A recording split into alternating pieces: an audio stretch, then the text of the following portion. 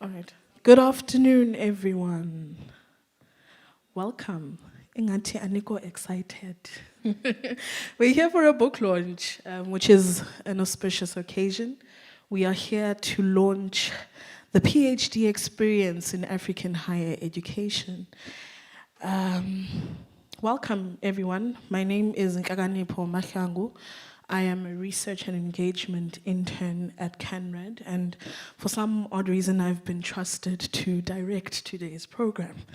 Wish me luck. Today, we are joined by the editors of the PhD experience in Africa. Online, I don't know if you can bring them up, Ollie. Online, we have Dr. Ruth Murambadoro, who is from the Center for Feminist Research at York University in Canada. We hope you can hear us, Dr. Ruth.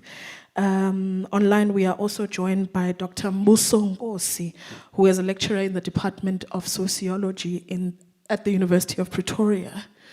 We hope that he can also hear us. Dr. Mbuso?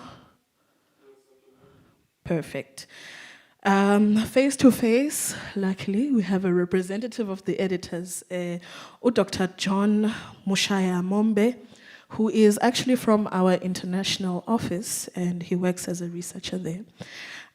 We are also joined by contributor Dr. Sanga Nomvete, who is a researcher at the Office for Institutional Strategy here at the university. And lastly, we are joined by our discussant, Dr. Olivia Lutz, who is a postdoctoral fellow at the Center for the Advancement of Non-Racialism and Democracy. I am lucky enough to not have to foreground today's book launch because we have a brilliant director who will be doing that for us. And his representative today will be Mr. Vuyondodan, who will be doing a presentation on behalf of Professor Mgomezulu.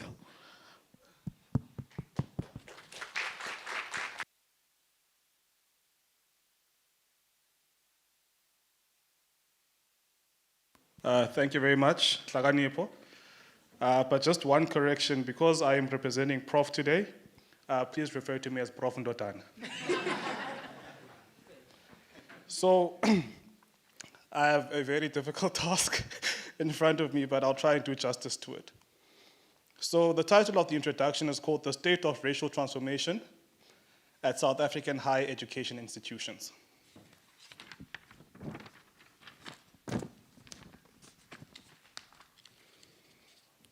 As the apex of education, the university is charged with the responsibility to lead society in different spheres of life. The university is an institution dedicated to the pursuit of knowledge, and it is seen as the producer, disseminator, and validator of legitimate and official knowledge.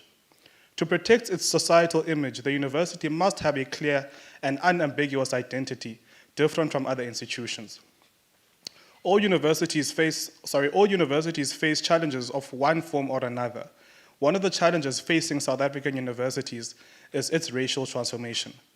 This is discernible in both staff and student profiles, from first year to PhD level, and students wrestle with racial issues.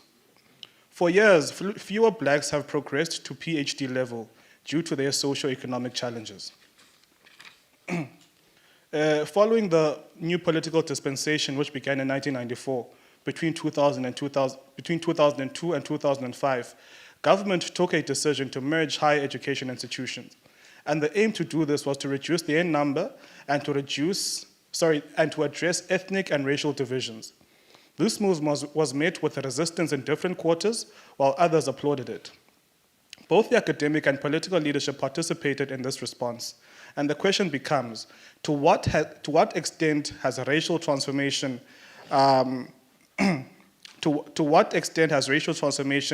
been a key cornerstone in South African institutions? In 2018, black students accounted for only 25% of the population at UCT. In the same year, Stellenbosch had about 58.1% of white students, 20.1% of African students, and 18.1% of colored students, 3.1% being Indian and 0.2% being Asian. Recent statistics reveal that 15% are black, 16% are colored, while whites are 67% at Stellenbosch University. This shows that racial transformation is moving at a slow pace, and the University of Pretoria shows an increase in the number of black students, while that of white students is not on the decline. So I don't want to go too much in depth into what the presenters are going to be speaking on, but I'd just like to say thank you very much for attending our seminar today, and I hope that the discussion is going to be very fruitful. Hlakanepa, over to you.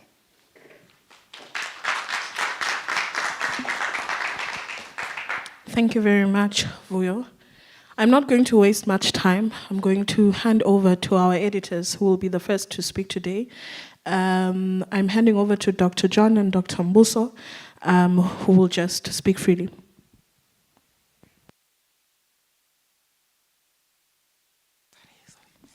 Thank you, Program Director, and good evening to colleagues. Thank you so much for, would like first to thank Kenred for hosting our book launch.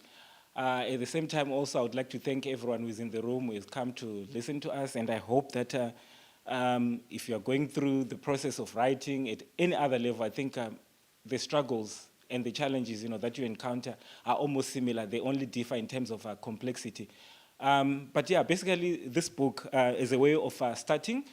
It was based on an idea that emerged when most of the contributors in that particular book, we were under a funding from our doctoral studies. We're being funded by the National Institute for Humanities and Social Sciences, of course, which is the brainchild of the current Minister of Higher Education, Training, and DSI combined together, Dr. Blade Nzimande. And of course, by that time, it was led by Dr. Sera Msweta. And of course, the chairperson at that time, the brainchild behind that, I think it will be Professor Arisitas. I think these people are important to mention because, I mean, following up to the presentation that has just been given by Prof. Mgomezulu, the issue of historical legacies, in terms of, the number of Black Africans, who are holding PhDs, have been very low. So that particular institute, one of the reasons why it was established was to create, funding mechanisms and systems of support to assist, Black Africans, in pursuing their doctoral studies. So if some of you are thinking of pursuing a PhD studies within the humanities and social sciences, I suppose then it becomes one of your first institutions that you can look at, in terms of funding. They do give calls at different times. I thought that I should mention that.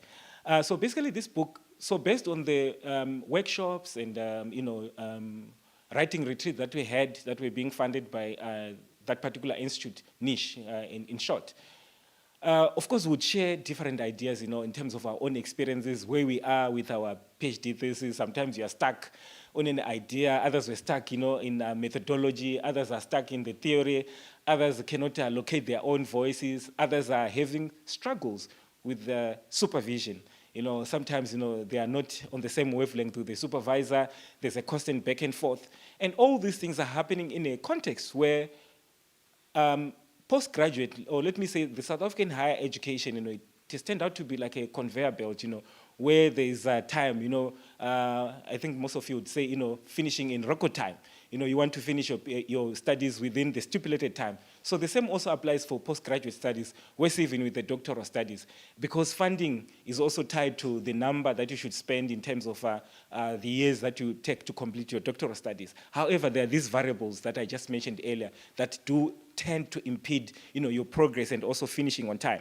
So it was based on those particular experiences that we thought, actually, you know what? Most of the time, you just celebrate when you have your thesis, when you bind it and then you submit. Of course, after all the examination process, and then it gets taken to the university's library, and then it becomes part of its repository. And then people celebrate when you graduate. And then from there on, you are now chasing or looking for a job if you don't have a job by then. However, we don't get the opportunity to reflect on that particular journey in itself. And of course, it was based from that particular departure point that we then decided to say, okay, you know what? Actually, let's give ourselves an opportunity to have a free space where we are going to write without, I wouldn't explicitly say without any constraints, but you write freely. Because when you come from a PhD thesis, there's structure. There are certain things and the protocols that you have got to observe in terms of how you write, how you structure the entire thesis, etc., and all those things. So in terms of that, that's when we then said, okay, let's come together and work on this. And I must say, this is a book that was started and initiated just before COVID. So the entire contribution, it was done virtually. So you can imagine in terms of what we're going through, all of us, we've got our own experiences of COVID. We had different episodes, of what the particular virus did to us. So the collaboration, the coordination, even between the authors, amongst themselves, and the editors, everything happened virtually. And of course, we are so grateful to the contributors because in many times they were able to meet deadlines, whatever we requested from them, they were able to assist us. But maybe before then, I venture at least showing you an outline in terms of the table of contents. Maybe it would be important for me just to mention 3 things that I think are very central before my fellow editor, Mbuso, comes in. So the reason why this book is written, of course, it offers us a conduit, to reflect on our own doctoral journeys. As I said earlier on, most of the time, once you're done, once you submit, once you graduate, you move on with your life. But you hardly get the opportunity to reflect, in terms of what you have gone through, what has been the journey. There's never any journey that is smooth. It has got its own ups and downs. And we thought this book offers that conduit, to reflect. And hence, we even adopt, an autoethnography approach, because we are writing from our own personal experiences as researchers, as writers, based on our own experience in doing our own doctoral studies. The second point is also, the book also, it's an exercise that we carry out that we call an exercise of responsibility, one to ourselves as individuals. I wouldn't want to scare people, but I can always, one thing I can tell you is this journey can be brutal. It can traumatize you in terms of if your relations with your supervisor is not a cordial one, it can make or break you.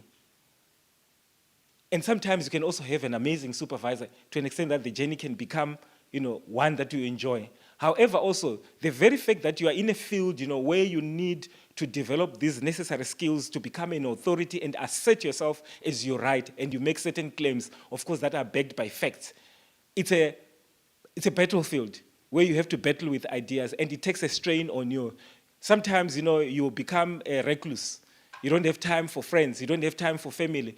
You don't have time for other people that matter in your own life. So we took it as a responsibility of the self, the first self, me as an individual, taking stock of what I've gone through and reflecting on that. But then at the same time, I think my colleague Musa will pick up on this point again, also as a responsibility to consider some of the battles, one, ideological and also ethical, that may even talk to the research field in itself, the subjects. I wouldn't want to call them subjects, but participants, that we engage with.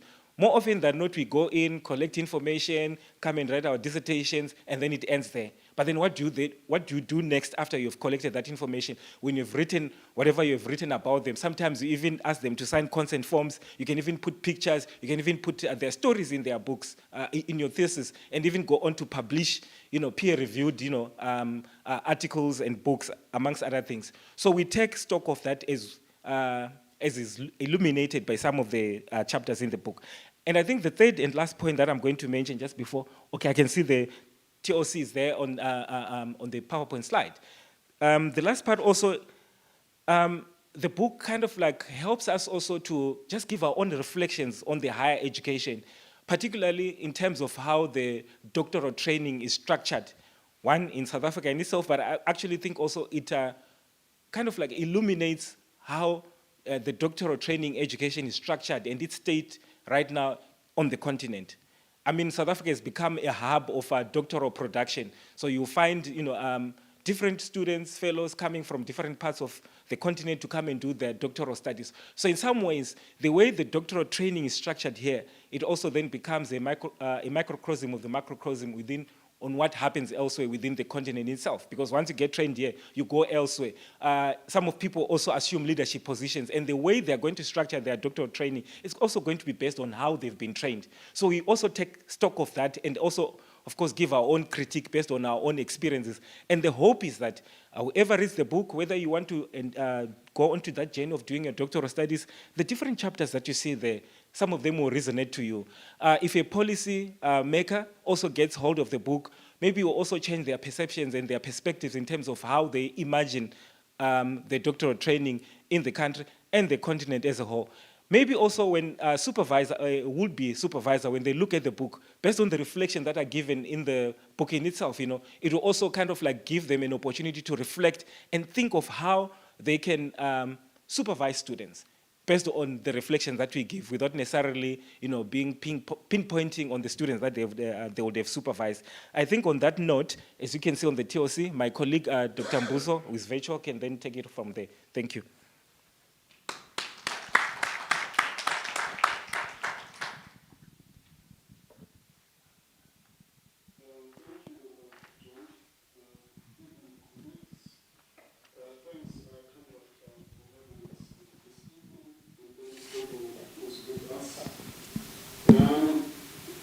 I want to speak about what we call in the book to be PhD in.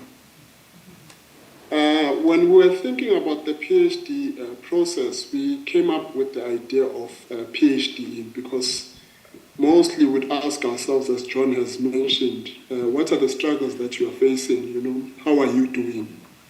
And the answer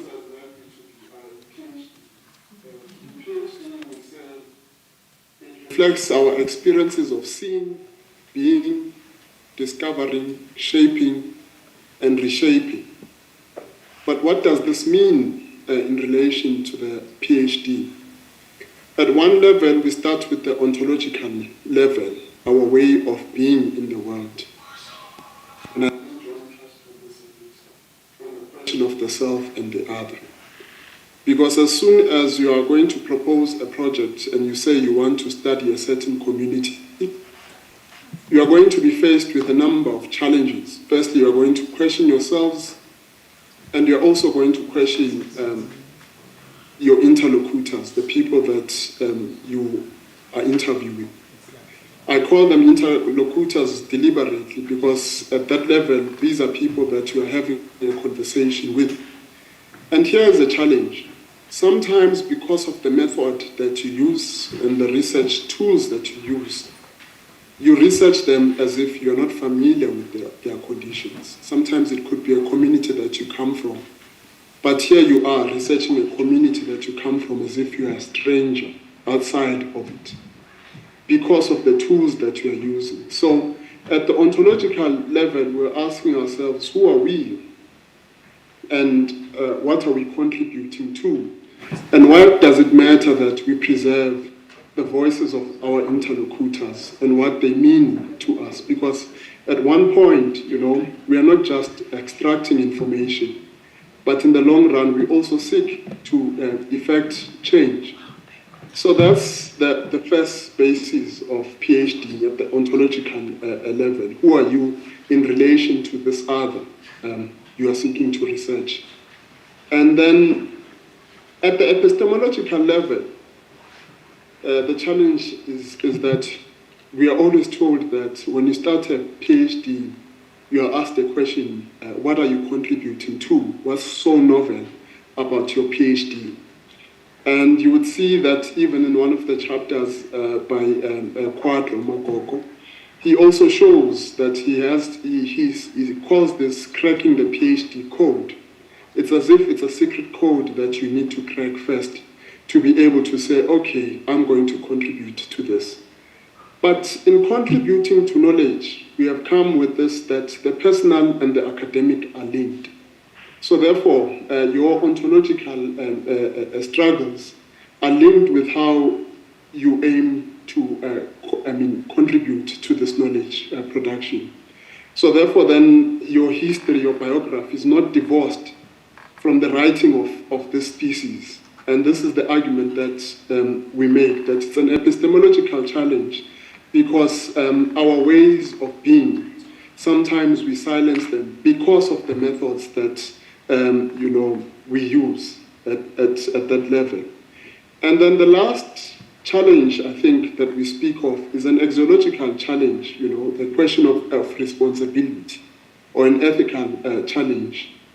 What kind of world are you contributing to? Or what kind of Africa do we seek to shape? And this is what the book is trying to tease out, that as much as we are in a process we're in the process of attaining a PhD at that time, and even afterwards, we have contributed to writing a book. But this book, I think, becomes a way in which we somewhat say this is the kind of academy we wish to have in Africa. But the whole process of PhD, we say it has its bifurcations. It's not a smooth process because its bifurcations are, for example, from 2012 to 2017, the government prides itself that it was able to double the number of PhD graduates from 1,879 to 3,057. So we were part of that number, but the number does not reveal that much, does not reveal the struggles. And so therefore these bifurcations have to deal with the fact that you are a student, but you also have other demands, and this you can see in one of the chapters by Daniela Arenza, who shows that she was a psychologist, a military psychologist by day, and a PhD scholar by night. And by using this concept of day and night, it speaks well to our bifurcations, that some of us would be doing the PhD, but at the same time, trying to get the finances to even assist our families. And you can even see these bifurcations in the fact that our ways of being, for example, with the article by Saint Jose, when you look at the article by Saint Jose, he indicates that, for example, he was not, English is not his, he speaks Lingala. And he was not proficient in English when he came to study at University of Pretoria. And so he had to learn English from scratch. And while he was trying to write his PhD thesis. So these are challenges that are not captured in these numbers where we say people have graduated. So when we look at these, then we say, okay, what is then the axiological contribution of this book? And I would say that the book is, as I always say when I speak to John and Ruth, that it's not complete. It's a book that still continues to write itself because the struggles, we have only highlighted just a few. This is just the tip of the iceberg. And so therefore then the struggles still continue. And I think the colleague also cited the fact that universities still remain untransformed. So with all these challenges then, it means, the book is not the end because we are still going to write many books that reflect the challenges. But we are not hoping to end at the level of challenges. One, we are seeking to contribute to an academy that reflects us at the ontological level and make one not feel alien or alienated within this experience. And two, we are also seeking to speak to to say that the PhD enterprise is not just like a matter of saying it's going to be 3 years and that is just it. But it's a process that seeks to contribute to society, and we should entertain it as such as well. So I think for now I'll stop here. Thank you.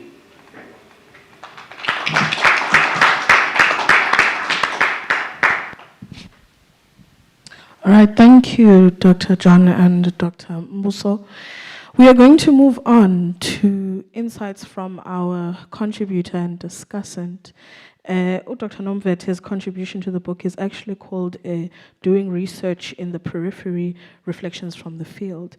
And I'm going to invite Dr. Nomvete to share his insight as a contributor to this project.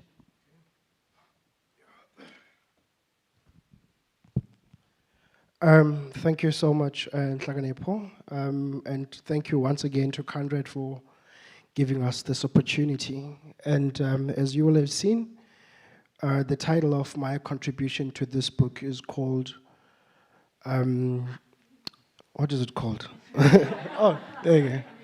Doing Research in the Periphery, Reflections from the Field. Now, I think the most important question here is that of why did I decide to write this particular chapter. My influence in terms of approaching this was based off the fact that most of the universities in the country are comprised of persons that tend to do work in what we would call the core, which is typically around, big city life, either in the urban areas or the peri-urban areas. And in the process of that, much is missed and very little is said about what is happening in rural communities of South Africa, which, by the way, geographically are the biggest and largest areas worthy of research, right?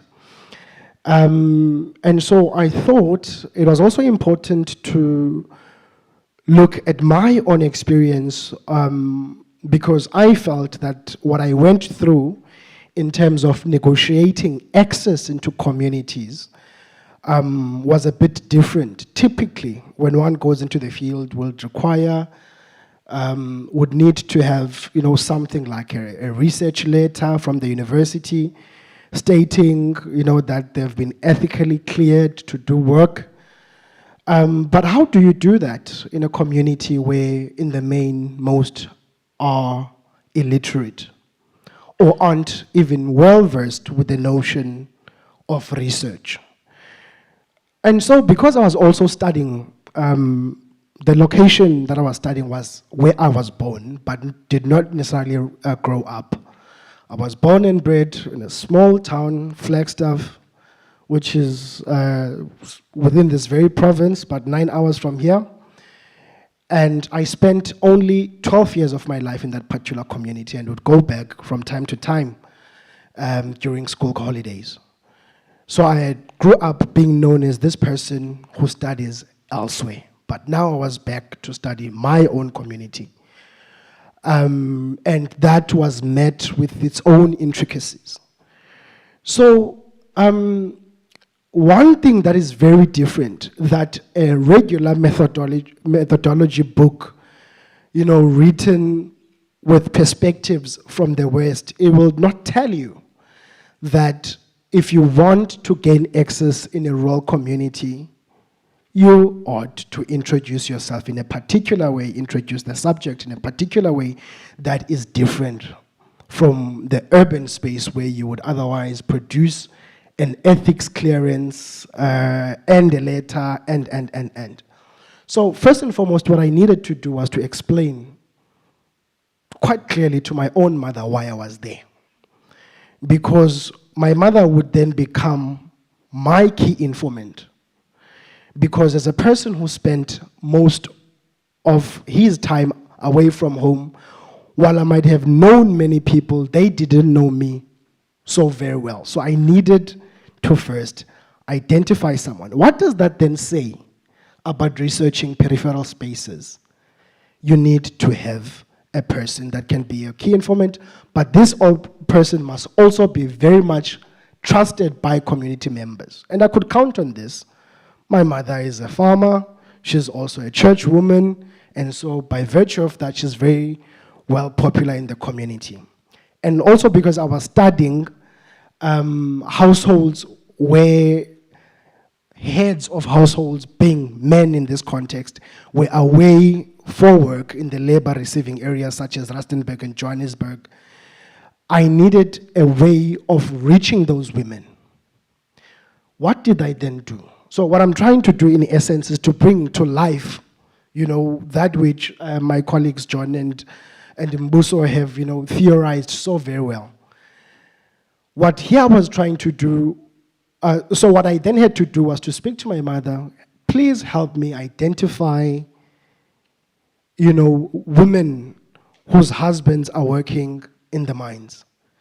And because of her own networks within the church, that became a very central point where I would then get referrals, right? And so I did. But it did not end there. After I had gotten referrals, I needed to observe the patriarchal structure that very much continues to lead our African societies. And so before I could access studying a particular household, I needed to talk to the man. Now, will a methodology book tell you that you've got to tiptoe around patriarchal lines to gain access to do research? No, it will not. But this is the essence of this book, particularly in the context where in Nelson Mandela University, most of the population are students that come from schools, typically quintiles 1 to 3, and are mostly placed in rural and peri-urban spaces. So what this book does, it teaches you in some ways how to negotiate, access, into peripheral spaces. What it also does, it gives you a sense of what it is like to negotiate volatile relationships between students and supervisors. It also tells you, it also in some ways brings you in on how to strategize doing a full-time job during the day and in the evening needing to put much focus on your own research, okay? So this is what our book helps us unpack. And my chapter in the main, if you are to zoom into it, what it does, it helps you to be able to understand that even when you are writing your own research and proposing something, you will be met with fieldwork fieldwork intricacies that need you to perhaps in some ways move away from what you had proposed you would do in the book. But how do you negotiate that? A situation where the higher degrees committee and the ethics committee, you would have told them that I'm going to go to this person and speak to them in this particular fashion so that I can gain access. And yet the fieldwork reality tells you the opposite, that you must actually dumb down the notion that you are doing research. You must tell them that you are here for school and you are doing a school assignment that will take you at least 6 to 12 months to study. Bizarre as that may be, right? It also brings you into understandings of different ways of how to navigate systems that were put in place for a particular, for different particular groups, to be studied. Because rural communities are nothing like urban spaces where the other person will typically understand that, oh, you're saying you're at the university, because universities frequent urban and peri-urban spaces, a situation that hardly ever happens in rural communities. I'm going to just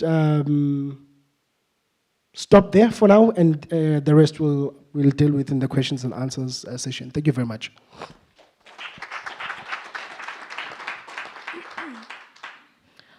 Dr. Lutz.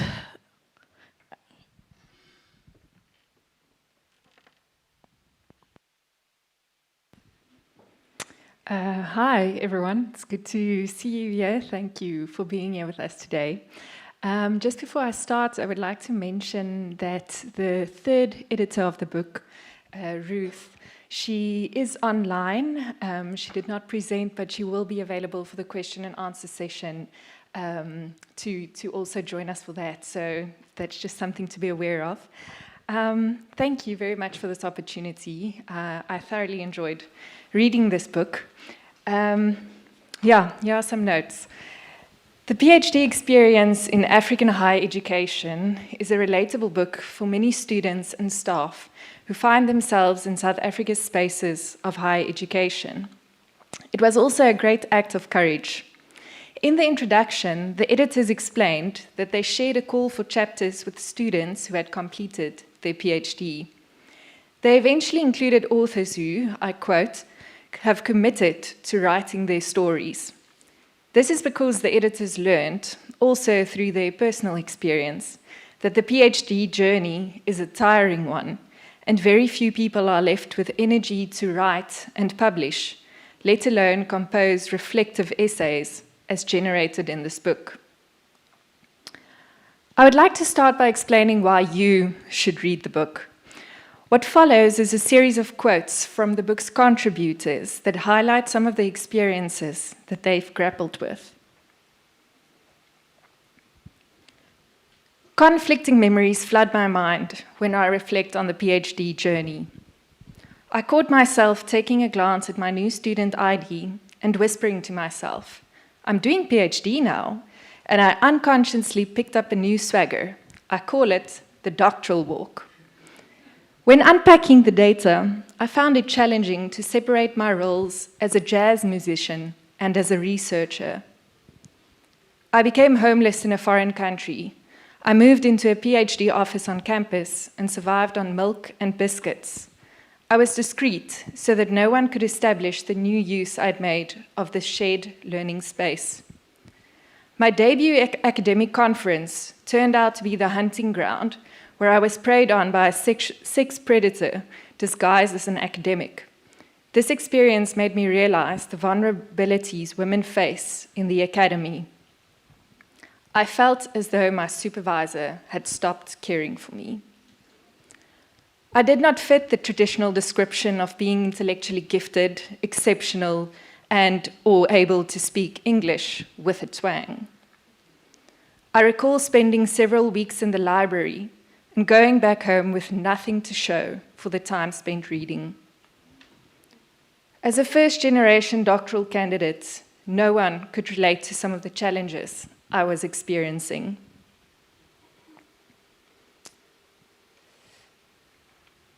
A remark by an established professor baffled me, and for a moment I lost sense of who I was and why this research was important to me. I must confess, I grappled with paraphrasing. There were many reasons that could have made me quit my PhD. Despite their doubts and trauma as expressed here, all of the authors who wrote these words received their PhDs. Their qualifications were added to the statistics of around 3,000 doctorates produced in South African universities each year. If any of these experiences resonate with you, read the book.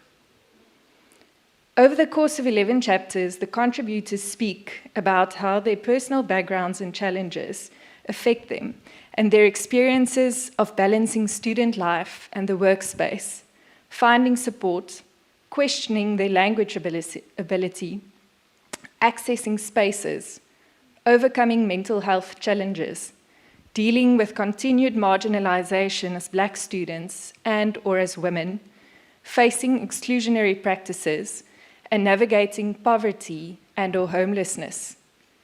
In particular, the socioeconomic burden that Black African students carry cannot be underestimated.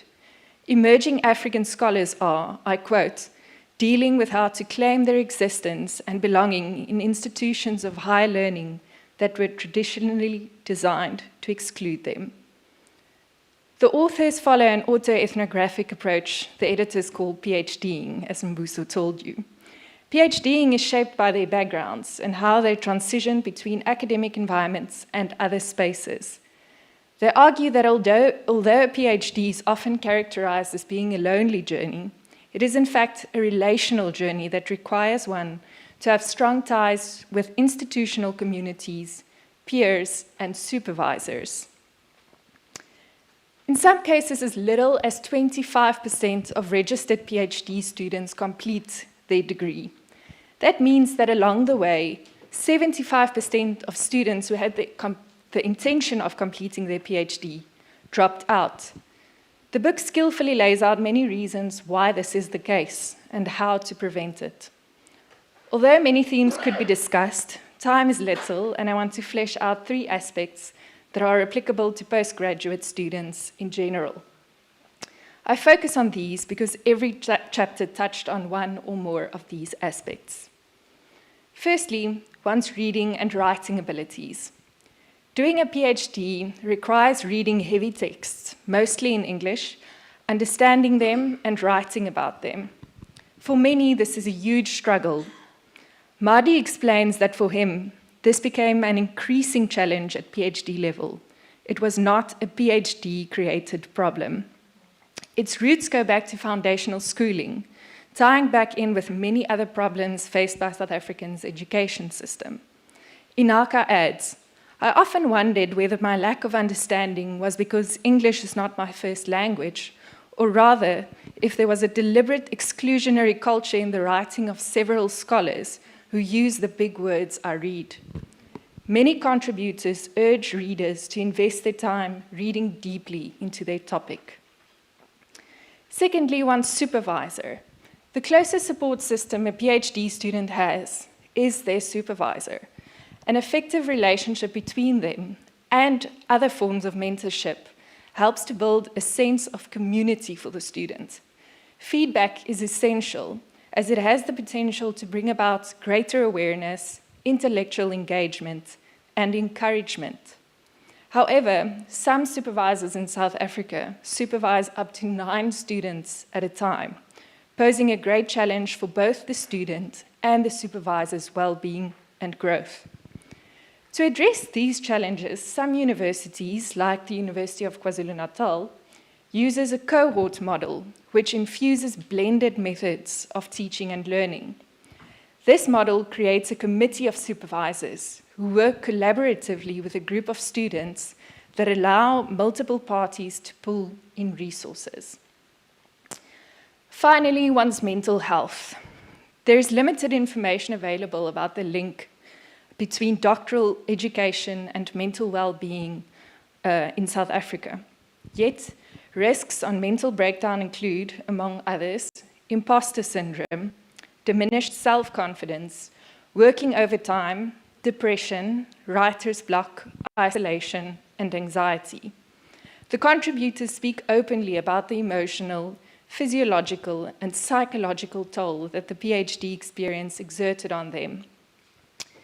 Their self-reflection gives readers the opportunity to learn from them and to equip themselves for their own academic path. The editors conclude by laying out 3 main contributions which they argue are useful in shaping the future of PhD programs in Africa. These include, firstly, a focus on doctoral pedagogy. This entails redressing historical inadequacies by adapting the approaches used to educate and support doctoral students in producing knowledge. Secondly, the book shares ways for reshaping methodology that can capture the ontological contexts of African communities in creative and responsive ways. Thirdly, the book assists in navigating the bifurcation of PhDing. It acknowledges that the personal cannot be divorced from the intellectual.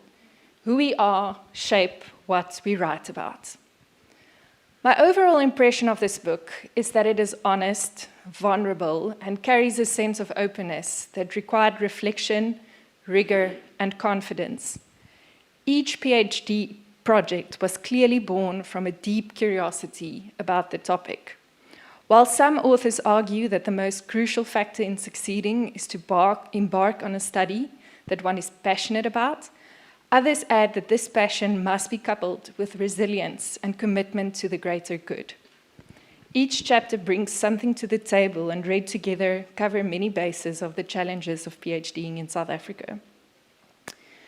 The future of humanities and social sciences in Africa lies in ensuring efficient supervision, building more infrastructure for learning, training students with soft and hard skills, and rethinking the funding of doctoral students. I agree with the editors that with this comes the responsibility to ensure that doctoral programs are set not only to increase the number of African graduates on the continent, but to empower them to become active, independent, and responsible citizens. This book is a step in the right direction. I commend its editors and contributors for leading the way. Thank you.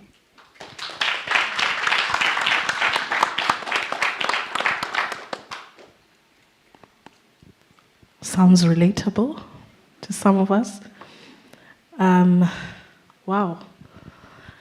As I open the floor, I am going to invite us to pose our questions and comments to the editors, contributor, and discussant. I'll take 4 questions in this first round.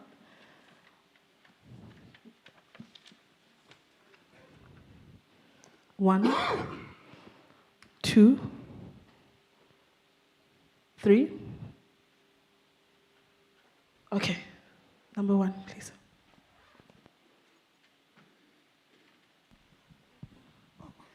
Press down. Oh, thank you.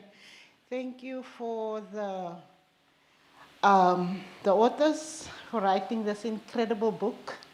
I'm also an IHSS doctoral scholar, and everything resonates there. Everything resonates. So this is just a comment and something that I want to, I had this discussion on Monday with a professor who was doing a workshop at the business school. Doing your PhD is like nose diving. You jump off the cliff and you don't know what's there because you've done your master's, and if you've done your master's by coursework and research, you don't have that much experience. So the assumption is that you would know what's expected from you going into the PhD, which is a rude awakening when you get there. I know of many of my colleagues who were like on proposal stage for more than 3 years. And then you ask yourself, like, what is the issue that you stay so long on proposal stage? And NIHSS was kind enough to fund the proposal stage for that long. So there's a question there. And then my discussion on Monday was that maybe the South African education system needs to look at having a 6-month program for PhD students before they even go into it. So all these issues of methodology and concepts and how you're going to do it and how to gain access is very important. How do you do that? So all of that is stretched out in the first 6 months before you even start your PhD. Thank you.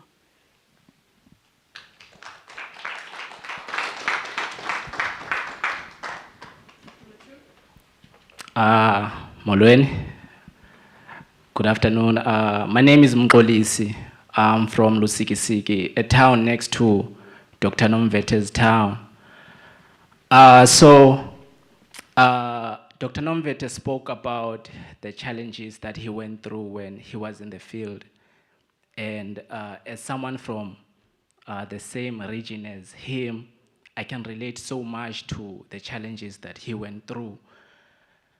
And I'm actually inspired by his upbringing and how he left home, because it was the case with me too. And I believe that his upbringing, is related, it relates so much to mine, because I also left home when I was about 8 years old I went somewhere, and I was raised in a township. But the difference between me and him is that my study is actually being conducted in the township where I was taken to, and he came back home and studied, did research where he was actually born.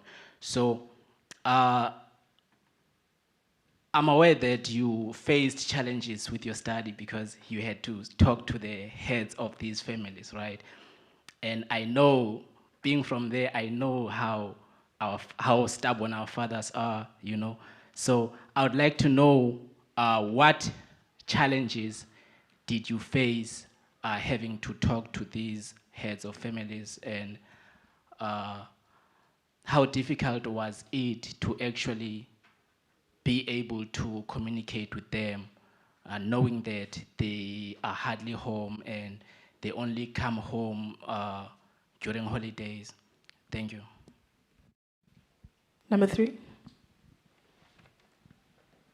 Thanks, Laganipo. Hi, everyone. So I maybe have 2-ish questions. They're brief, I promise. So the first one is that the common reflection for people doing postgrad studies is that you need to prep yourself. If you don't get traumatized at masters, it's gonna come to you at PhD or somewhere in the journey.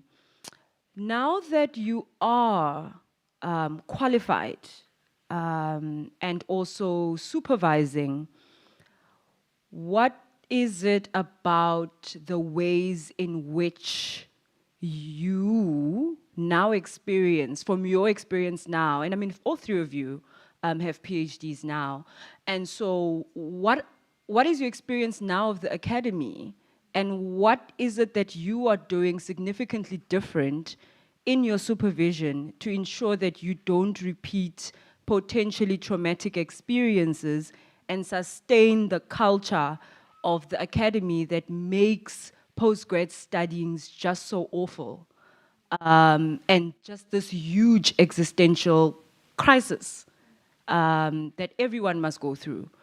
My name is Parazitao, sorry, yeah. The second thing I want to ask is that I think there's so much value in studying self. I mean, Sandla's experience is about going back home, and it's so valuable because as an African person, education is incredibly important. I don't have a doubt that elders in the African, in various African contexts, for example, wouldn't want or even champion for education. But then what then does education mean if when you have to study yourself, you have to go through these various things of first learning how to introduce yourself to your own self and to your own community? What is then the point of education if it's going to continuously continue to detach you from self? And I'm specifically saying it because at a level of the methodologies that we must apply, some of the methodologies that consider these types of questions, particularly with Dr. Nomvete's work, you'll find them in anthropology. Most are Western scholars who are studying anthropology in the most oppressive ways possible, and they've created a culture of that. And so a lot of what African scholars are doing right now is correcting that and adding the canon with much more complex ways of doing the academy.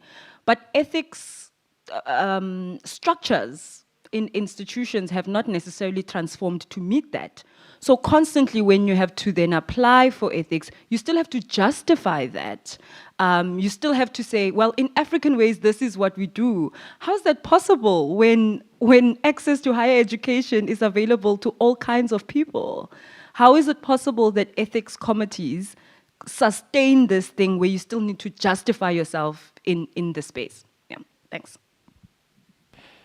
All right, I'm going to hand over to Dr. John first.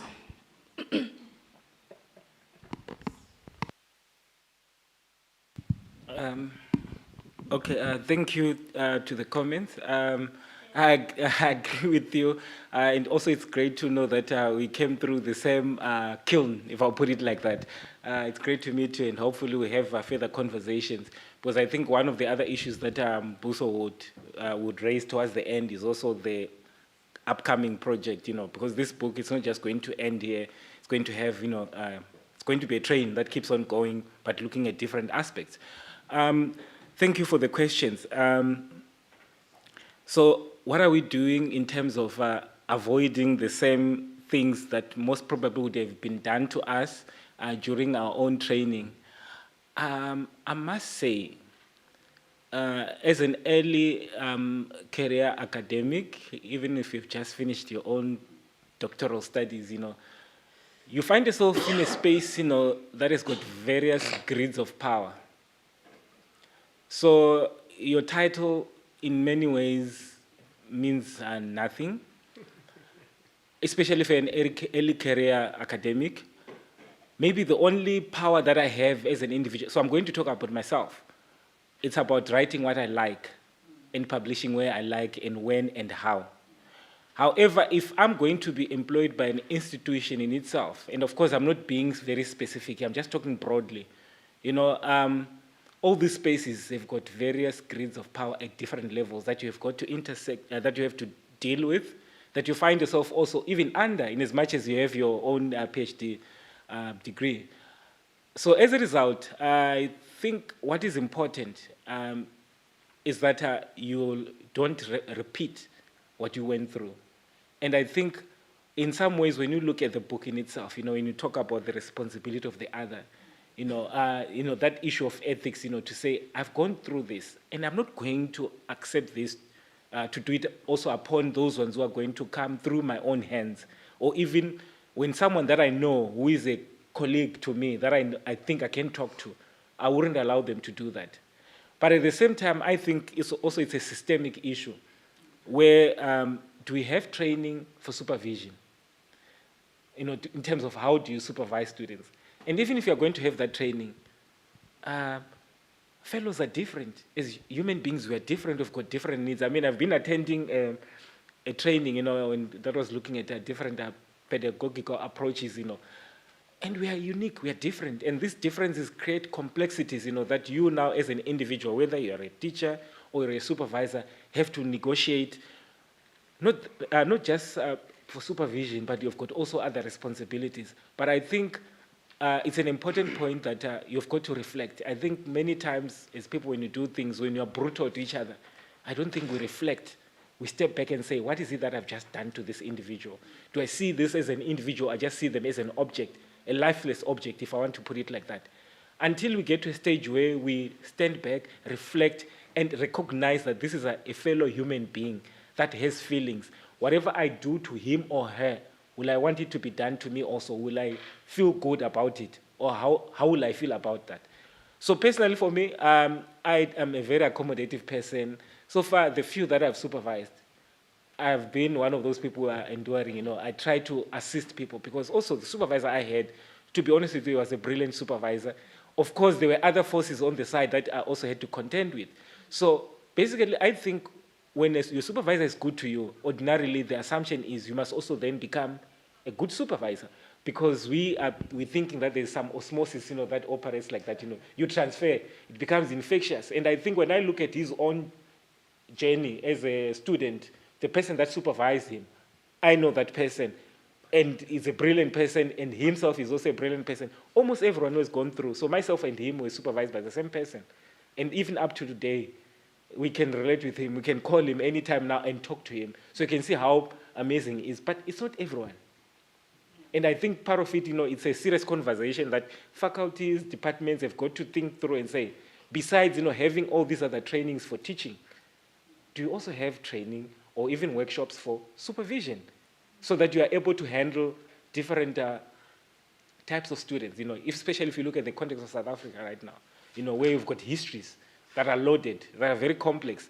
At the same time, where we are right now, it's a fluid society, Do we have supervisors that can navigate that space and be able to assist students so that you don't make their doctoral or postgraduate journey horrible, but also you make it productive and enjoyable? I think that's my response to that particular question. I think my colleagues and also those on online can take the tape from there. Sandra? Dr. Ngosi?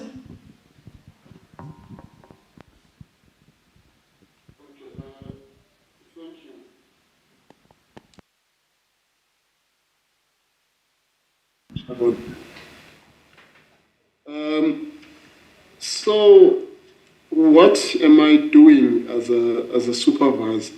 I've been reflecting about that because supervision is linked with other things that are still part and parcel of the culture that we speak against at the university. For example, your student would be applying for the ethics committee, and in applying for ethics committee, you don't know who sits in that committee and the kind of things that they require, So sometimes you're like, okay, the response that they give, the ethics committee, you think, okay, we can have a response to indicate that they don't understand the community that you're studying.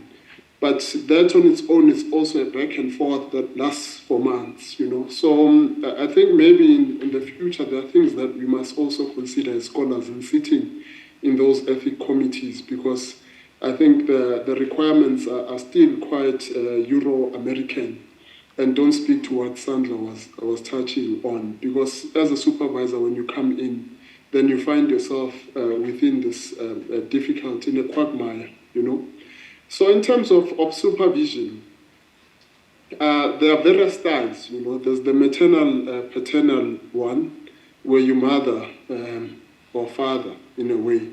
But that on its own tends to have its limits, because sometimes the people that you supervise end up not having an identity of their own. And this is also similar to a much more dogmatic approach where you end up pushing the students to follow your own project. And then you're left with the question, or should I have the laissez-faire approach where I just say to my students, just go and do your thing, and then come back, let's engage. But even the laissez-faire approach has its own challenges because not all candidates are the same, So you can just say, go and do your own thing, and the person disappears for 8 months. And then you discover that the year has ended, they haven't done anything. And so I think the much more approach that I favor is one that's quite interventionist, that sets up dates before we start, and we have those dates. But we also have dates where we get to have a chance to go out and have a lunch and just reflect on other things, So that's my style. Much more interventionist, follows a calendar that we always draft before the year begins. I think I find that quite useful because it also assists in terms of deadlines the student has to meet, and they know that we are in constant communication. So I think the interventionist is much more better than the laissez-faire, the maternal, and much more the other one, the dogmatic, where you end up following the supervisor's ideas. So yeah, I think, Sandra, the other question is for you. Thanks. Before we hand over to Dr. Nombete, Dr. Ruth?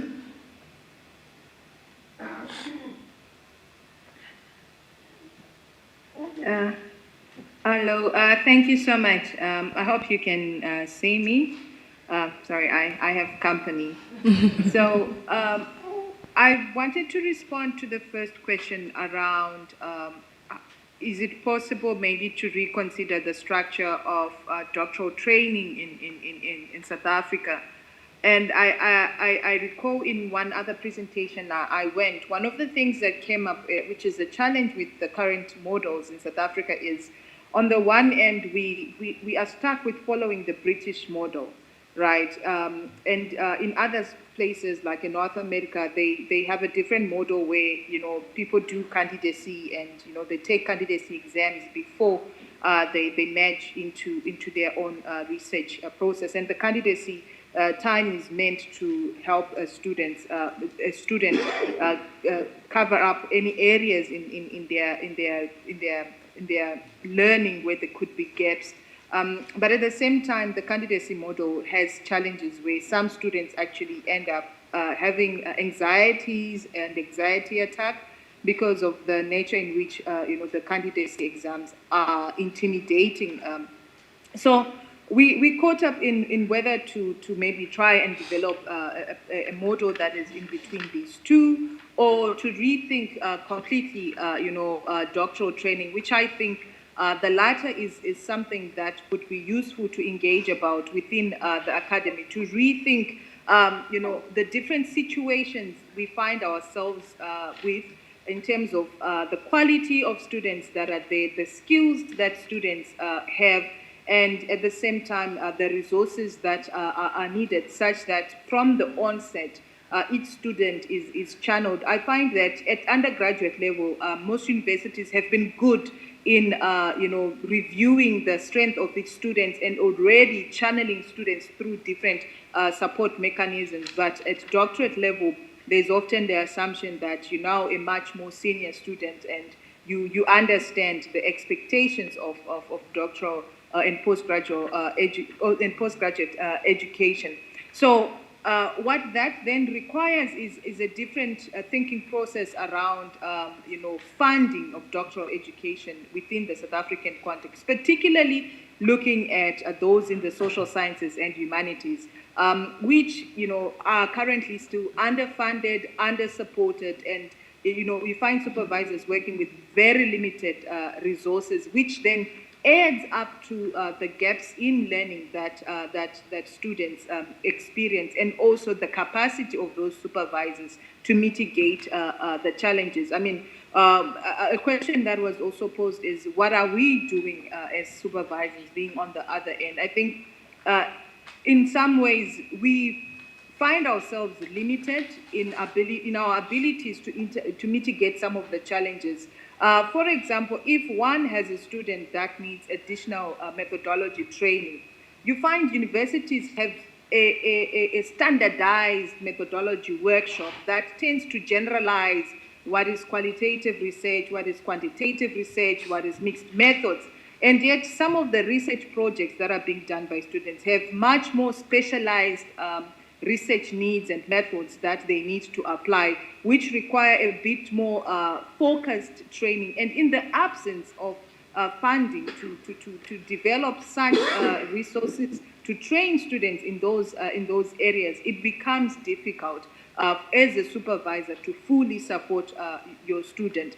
And it means you'd have to redirect them externally, and some spaces external to the university where such training could be there, it costs money which the student may not have, and there would be limited funding opportunities for a student to pay for such training opportunities. So I think it really comes back to a need for policymakers to rethink the kind of budget that they will provide to institutions of higher learning, and to rethink the kind of resources that departments and graduate training programs are afforded, and also to rethink the ratios between students and supervisors as a way to ensure that academics are also not overburdened, because we know from different newspaper reports of how some academics end up with mental breakdown. We know of the rate of suicide among academics as much as we know of the rate of suicide among students. So there is really need to rethink the toll that the education system we have takes on everybody, and make it more human focused than just money and output focused. Nomvete. Oh, thank you. May I get your name, please? Nkolisi, thank you so much, homeboy. You'll be interested to know that I actually did 3 months of ethnographic work in Lusigisigi, with a particular focus in the area of Mdigana, where I was placed observing a particular family there. But I also did some research in and around Lusigisigi in areas like Emakwalweni, Mantlaneni, Unity Park, and other areas. So your question was about how I negotiated and navigated, patriarchy in the entire space. So what is important to know about the research that I did is that I did it in 2 areas, right? Broadly, Mpondoland, a combination of Flagstaff and Lusigisigi, but also Rustenburg, right? In Mpondoland, I spent 6 months researching 2 families, one in my own village and the other in Mdigana, but also conducted, because I needed to supplement my ethnographic work with some in-depth interviews, right? And then, so because I was based at the University of Pretoria for my studies, what I did was that I traveled to Rustenburg and tried to identify a person from home. With minimal success, I then restored to my key informant, mother, who knew exactly someone who worked in the mines, and then this man is referred to in the chapter as Disco. He was called Disco in the mines by fellow workers. I spoke to this man, who then told me about his own neighbors from back home that worked in the same space as he. So in essence, what I did was that I would visit them quite frequently. I would eat with them in the mining dining hall. I would drink with them to establish rapport, because that was very important. Me going to them and just explaining and showing them a piece of paper would have not sufficed. So there needed to be a certain level of trust, especially because I was going to go back, and live with their families. Why was it important? Then for me, for them to have this much of trust about who I am. Mining migrant labor in South Africa has many legacies. Of course, the saddest of them all is separation of families. But one other is that it has a history of extramarital affairs because of absconded men. And sometimes, men would go months on end without going home. Similarly, while in the same vein, they wouldn't be wanting their wives to visit them in the place of work. So that then creates a particular dynamic of extramarital affairs. And you may probably know this or not, that there are a lot of children that we've grown up with who are fathered differently, as would be expected, according, of course, to the matrimonial structure of things.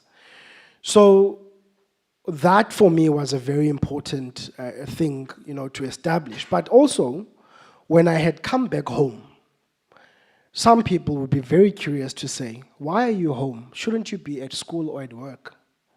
And then I would begin to explain that in actual fact, because I was actually met with suspicion in the actually one household that I was observing, doing ethnographic work in, because the mother-in-law to this woman was not particularly happy about this young man who parks his car next to his son's house. little did she know that we had been enjoying a lot of beer in Rustenburg, the husband and I, and therefore I had got, so there needed to be a way also to reaffirm this, because when he raised it, with his daughter-in-law, I then said to her, please do then approach your husband and tell to calm the mother down, as we have negotiated this situation. So as we speak, these are some of the things that really a methodology book will not tell you this. You understand? And I do agree with Ruth, yourself as well, Spokazi, to say we need to begin to find new ways about how we think about, higher education, its policies within, the African higher education in general, because, things are quite different, from what they appear to be on the book. But I just also want to reflect on one more point about, the experience of being on the other side. And I want to do this for the purposes that, some of you who are sitting here, you must expect that, it's a bit tricky. The transition from PhDing to being an academic or a person who's a staff member within, who forms part of administrative, support staff is quite brutal.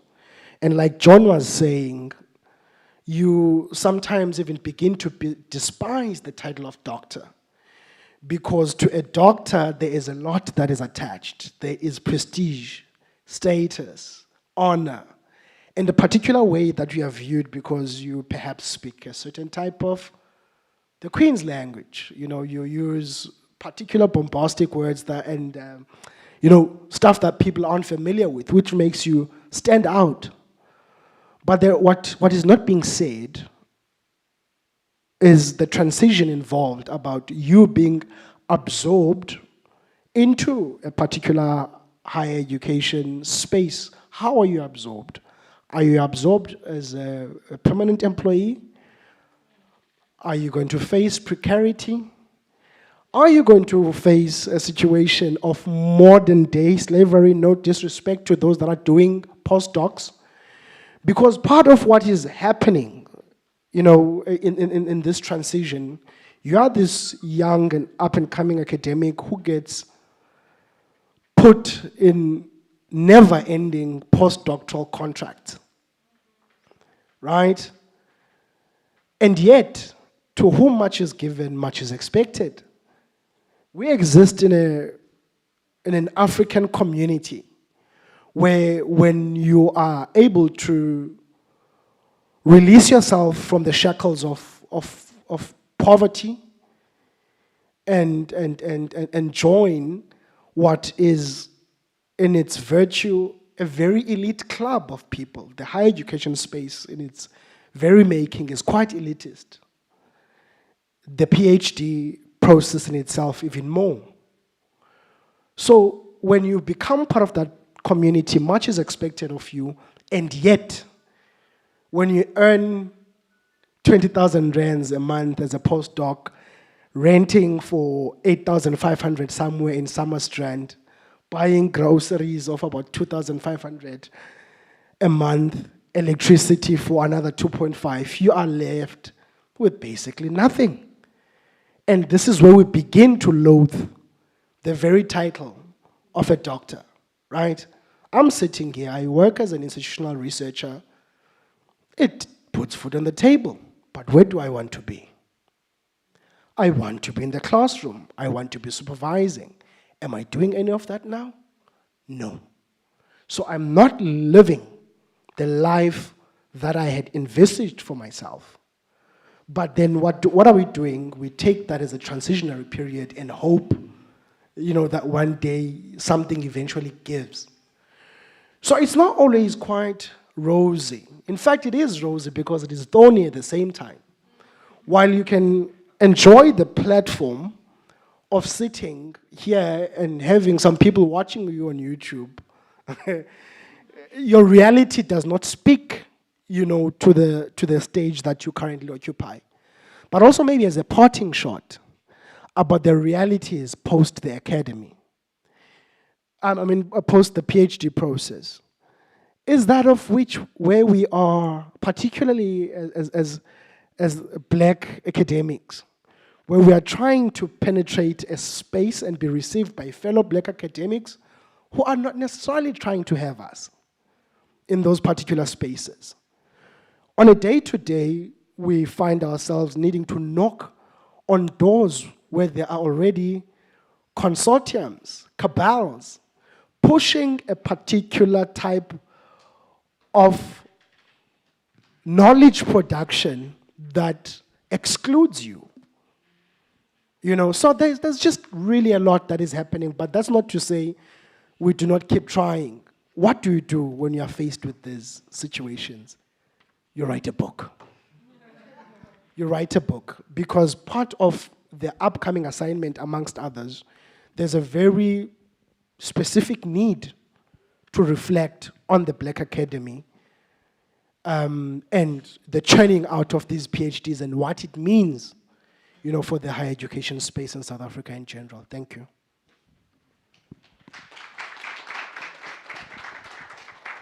Dr. Lewis? Thanks very much. Must agree. Everyone has touched on very vital points. I want to make a link between the first question and the third question. So you suggested maybe something like a 6 months training phase before people start their PhD. And I would say a similar thing would be necessary after your PhD to step into the academic space. Now you are expected to supervise students or lecture or do research, lots of different components depending on what your position is. But it is a very useful thing to be trained in that way. I know there's not always time, there's not always resources, but I just want to make one example of where it was very useful for me. I'm a postdoc here at Nelson Mandela University, and the Office of Research Development, they bring out a calendar at the beginning of a year where they list all of the different courses that they present throughout the year. It's not only presented by Nelson Mandela University, they tap into various resources, different South African universities, even global networks. And last year I did a 6 weeks course called Strengthening Postgraduate Supervision, and without that, I don't know where I would have been. It was a fantastic experience to show a very hands-on approach. You had people who guided you, who explained to you. You were kind of received a package of information about the situation in South Africa. You've had a very visceral reaction during your own PhD experience, and now you step into a new space and you have to kind of guide yourself again towards this new goal. That was extremely useful for me, and throughout reading this book, actually, I thought of that course, because at the end of the course, you write a reflective essay about your experience of being supervised or your experience of supervising others. You can choose, there's a lot of freedom. And it made me think of this, and I remember the feeling I had while writing that. You have these bodily reactions, actually, because you think of all of the things that you've experienced and the things that you don't want others to experience. I'm specifically thinking of the one quote that Mgogo mentioned in their chapter, and I never want to make a student feel that way when they said, I felt as if my supervisor stopped caring for me. And care can come in various formats. It's not only about holding someone's hand, it's about so much more. It's about assisting them with funding proposals, various different kind of factors that must be factored in to that process of being a supervisor. So it is a big transition, and I would say tapping into the resources that the university or institution to which you are affiliated, tapping into those resources could really skill you as well and make you make you a more approachable person, make you someone who can assist others on their journey forward, which I think is very important. I think I'll leave it at that. All right, thank you so much. Thank you so much to our panelists. I'm going to ask for them to give us 1 minute closing remarks as we close off the program and head towards the vote of thanks. I'll also ask one of our editors to please tell us where to find the book. I'll start with you, Dr. John.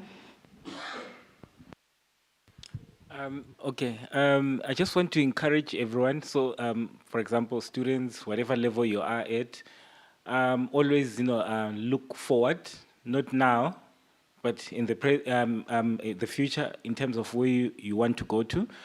If you're going to remain in the academy, make reading a culture. Expose yourselves to different types of text, so that it also shapes the kind of interest that you have. You become knowledgeable, you become familiar with different types of writings. Because as you do your own studies right now, you encounter different types of text with different levels of complexity. However, what is important is to make yourself a reader. Whether sometimes you're scanning through, sometimes you're doing close reading, and also making reading various texts. Going to the library, not only the prescribed materials for your own courses, but read other materials in the books. If you want to proceed forward, because when you start your postgraduate studies, it will become hectic. And if you had already cultivated that culture of reading, exposing yourself to different types of text, then at least one part of the struggle, you would have already overcome it. Do not be deterred by what we write here, but actually what it does for you is to give you a heads up to say, okay, these are some of the pitfalls. And of course, experiences will never be the same, but you can then know how to navigate your way through. And I think this is even applicable for honors, masters, and of course, PhD. Thank you. Dr. Ngosi?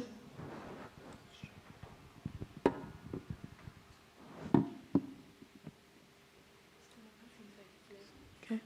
Dr. Ruth?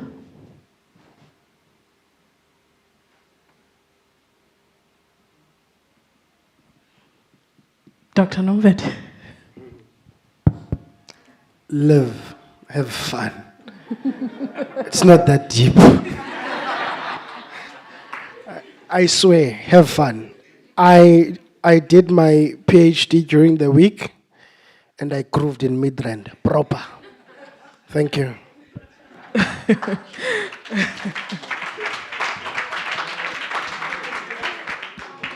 And lastly, Dr. Lewis?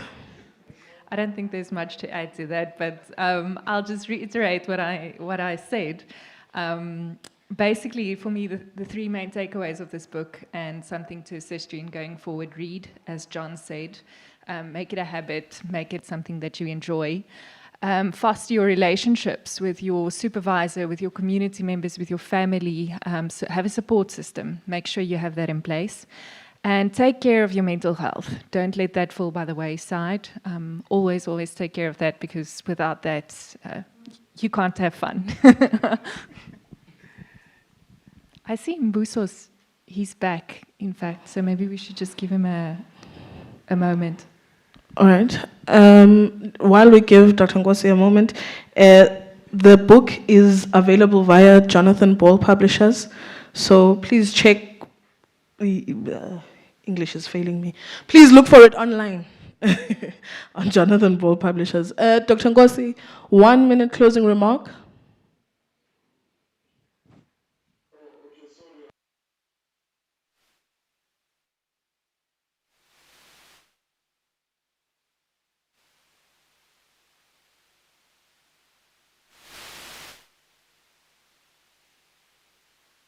At the end of the book. So thank you. All right, and that brings us to the end of our program. I'd like to thank our editors, Dr. Muramadoro, Dr. Mashaya Mombe, and Dr. Ngosi for joining us today and for putting together this great offering for us to launch today. Sorry, we have Ruth. Sorry. Dr. Ruth, your 1 minute closing remark. I just want to encourage everyone to on their doctoral journey to to not give up even when it seems like things are not making sense.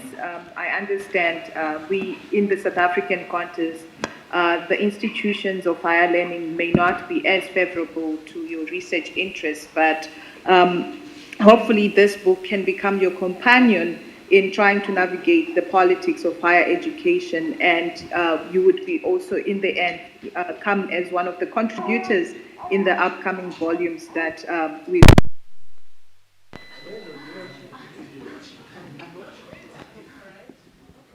One, two. Okay, that was load shedding. Dr. Ruth. Going back to the vote of thanks, I'd like to thank everyone who is here today, and I hope from this discussion we will extrapolate ways to make the academic experience better for coming generations of academics. I'd like to thank the CANRAD team for your stellar work. And yes, thank you everyone. Our event is officially closed. I'd invite you all to join us in the foyer for a networking session. There is food and refreshments. Thank you.